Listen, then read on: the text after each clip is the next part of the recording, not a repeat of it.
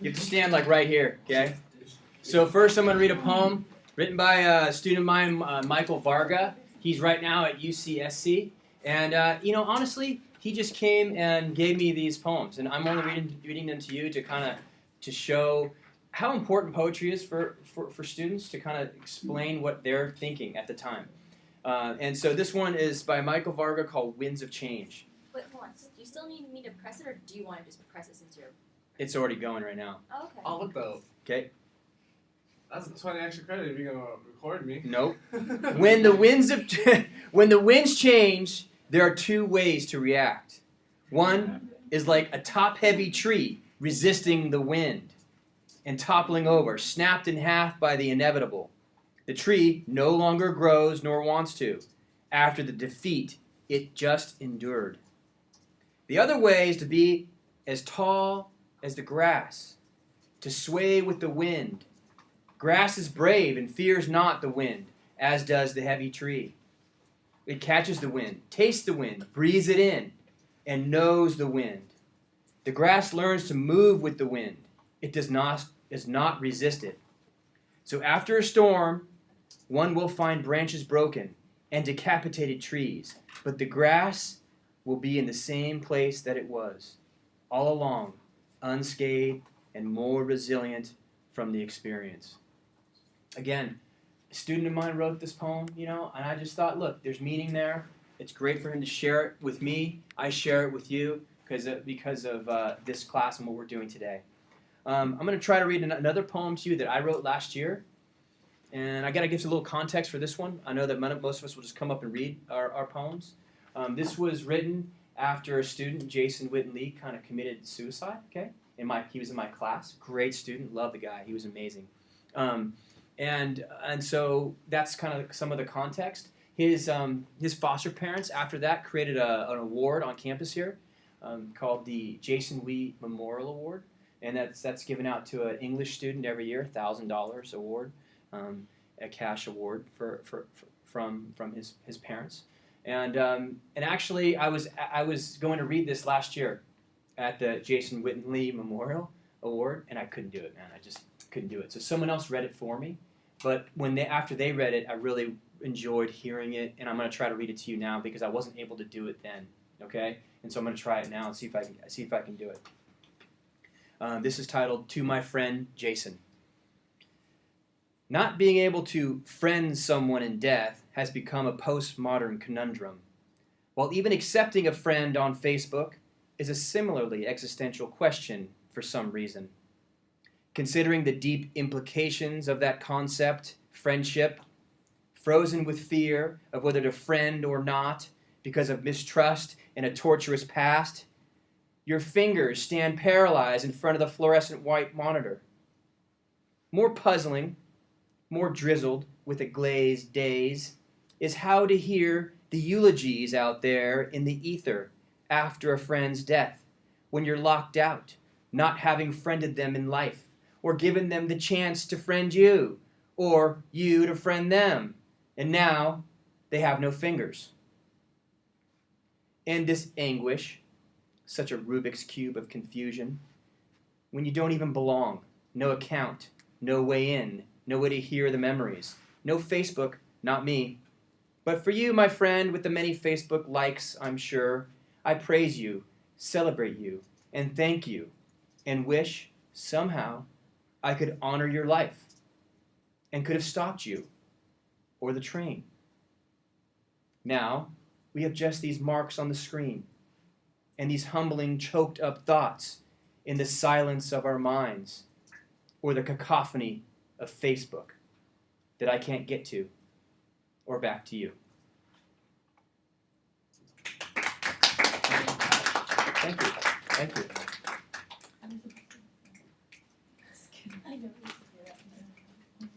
Yeah, that's what you do in poetry. You clap. You guys clap. You do whatever feels good. Support. Hey guys, I am Mary Islam, so I'm gonna read my poem. It's based on based on the outliner, which is read, and the title is Success. So I'm gonna start. I believe there are opportunities lead us to success. From the peculiar advantage we own to the persistency we have, from the erudition we learn to the savvy we get. I believe there are opportunities lead us to success. The geniuses are distinguished by family background, and the generations are destined by the era. I believe there are legacies affects our success. From the family tradition we are edified to the culture we are set. From the education system we are in to the historical era we are subsumed by. I believe there are legacies affect our success. The communication style we have orthogonal between Asians and American, and the education concepts are pulled apart among regions. I know you are invigorated on the way of success. I know you are floundered on the way of success, but don't be flattered and don't be mad. I believe there are the opportunities and legacies. The inner advantage, along with the community impacts, will lead us to success.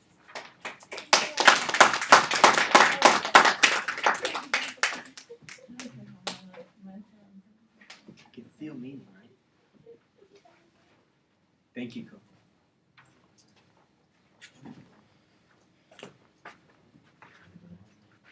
Right. So I have this one, and it's about opportunities and kind of more of like this voice talking to me. So yeah, it's not gonna be good because let's just read it. When I opened my door, I heard a knack. It was daunting to go through that track. I took out my map, methodically putting it on my lap. I could not believe what I saw. I could not even recognize me anymore. I was estranged, leaving a scowl on my face.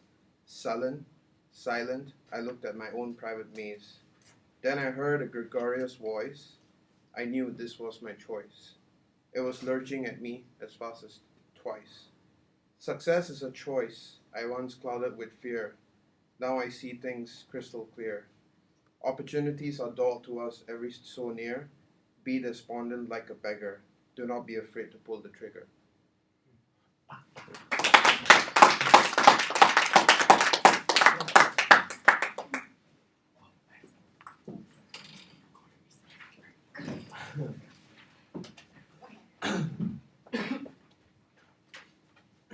Okay, to be honest, mine doesn't sound like a poem, so I'm just gonna. It's a rap. It's not even close. So okay, so I named mine about life. So then, okay, I'm gonna start. When it comes to life, you need it to be invigorated, where all people are. Okay, let me start over. When it comes to life, you need it to be invigorated when all people are egalitarian. You may be a novice in the beginning, but soon you will become dignitaries from your hard work. It may seem a bit dwarf, but it will soon build up to something bigger. As life goes on, you may be easily irascible from working too hard, but amid you are doing it for yourself. You may want to be a meritocracy, succeed in life, and don't be a libidinous easily either, so you could get what you want, as well as having the audacity to bring your dreams to life. Thank you. Excellent. Thanks for sharing. You too. Actually, mine does sound like a poem. So I take Thanks that for back. sharing. Kevin, let's go. Come on, Kevin. Come on, Kevin. Come on up. Your poem's right there. Will we pause it? Please.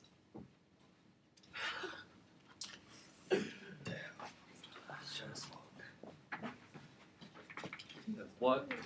Go. Damn, alright. The title is Morning After Pancakes. It's not on there, but like, don't worry. The date is February 3rd, 2014. I woke up feeling hungry. Like, last night was a blur. I got up, made some morning after pancakes. My head was cogitating, pondering, and even deducing about last night. Antecedently, around 10:30 p.m. the day before, 1 beer, 2 beer, 3 beer, shots. Sorry. It's fine. Walked outside, I inhaled and then wheezed.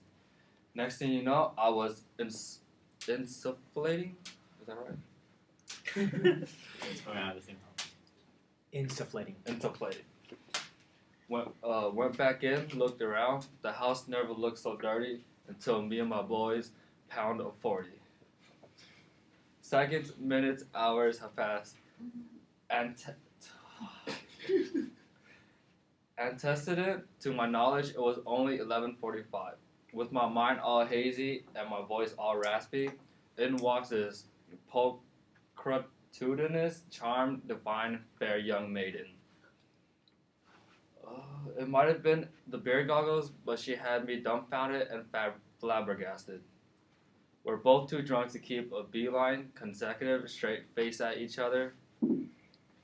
With the chimes ringing at 1 p.m., alcohol streaming, oh, what a night! It was like a Cinderella story, but no one was compensated.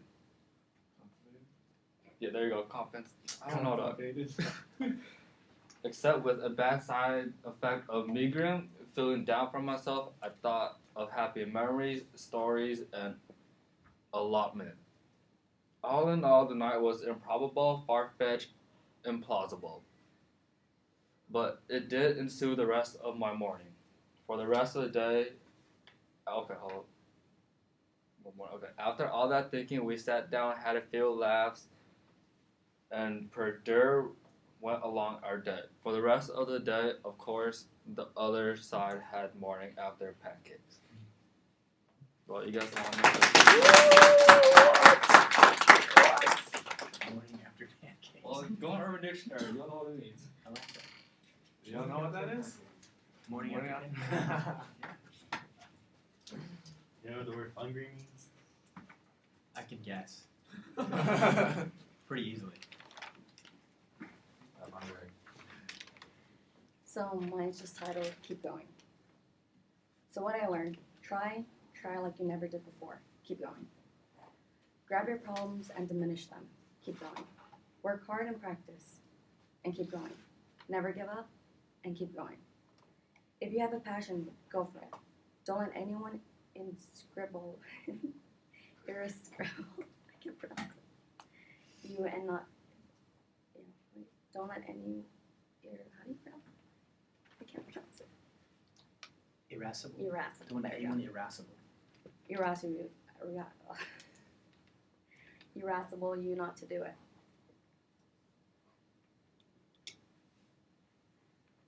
Tell yourself to keep going. Remember those two words, keep going.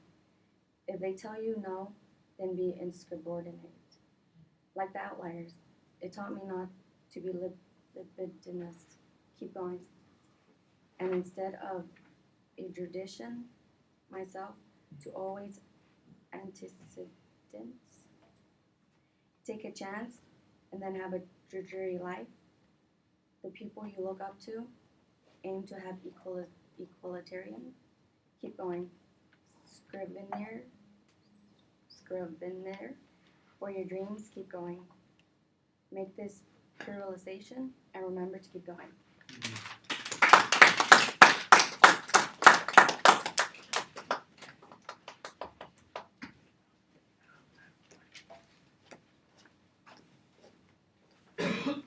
So my poem is called This Is How Life Is. As we mature, we squander among each other. As we gaze for a future, we have drudgery. This is how life is. Those who have better erudition have better success. People say, yeah, we all flounder in life. Is this how life is? As we wake up every day, we recite our dreams. We all want to be equalitarian. We all want to be outliers. Is this how life is? To be or not to be successful. Don't be irascible with life. Be daunting, be determined, be flair, be an outlier. That is life.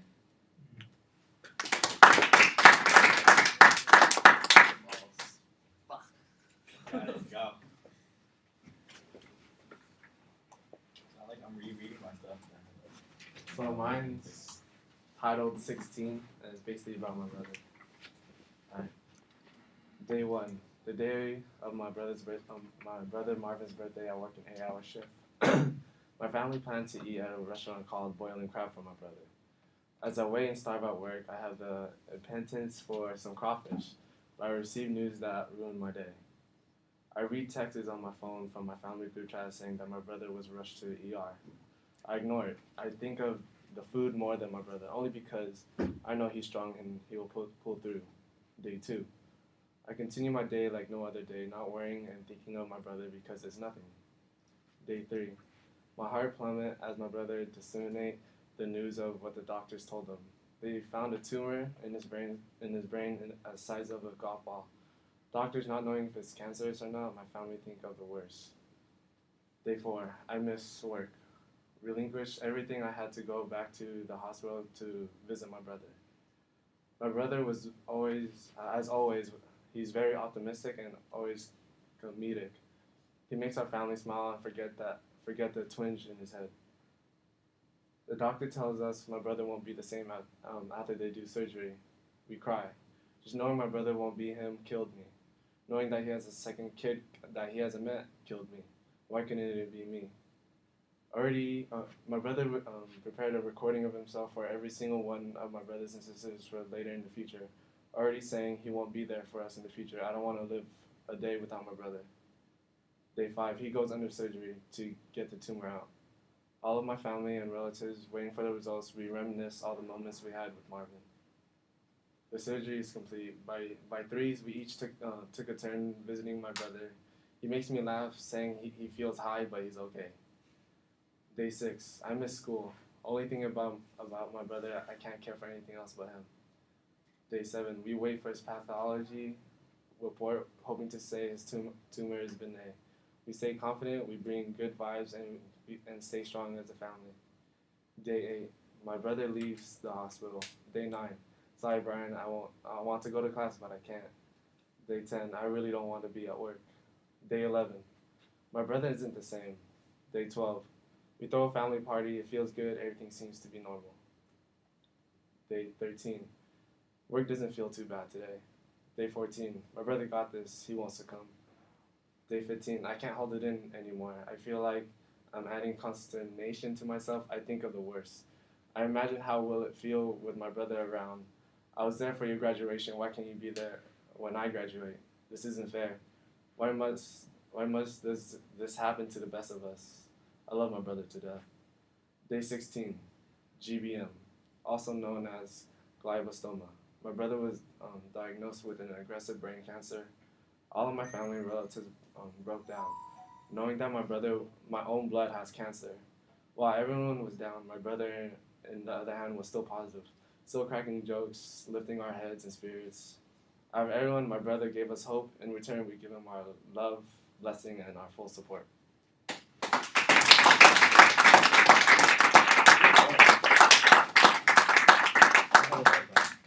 True story. Thanks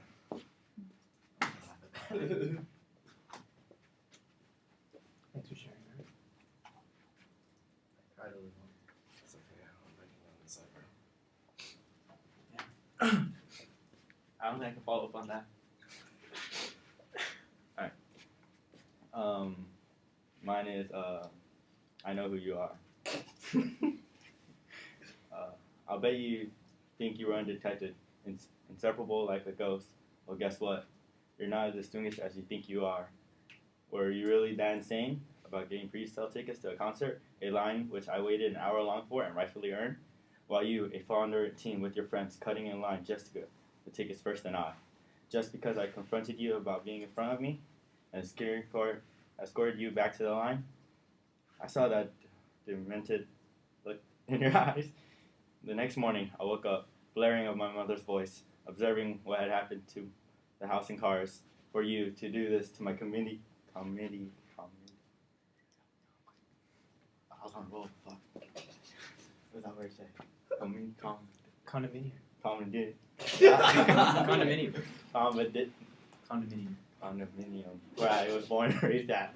It was rightfully wrong. But I know who you are from the start. But you didn't know who I was. I guess I could tell you. I guess I could tell the whole world your name. But it won't be necessary. You don't need to worry. I won't call the police. There are few who know what you did to me. You'll never have to apprehension about them. They would never aggravate you the way you did to my family. They wouldn't egg your house, put ham on your car windows, toilet paper your trees, ring the doorbell at 2:21 in the morning. I made them guarantee to not agonize you in any way, so you're safe at least for now. But if I catch you again next time, you're done. Just remember, I know who you are. But you don't want to know who I am.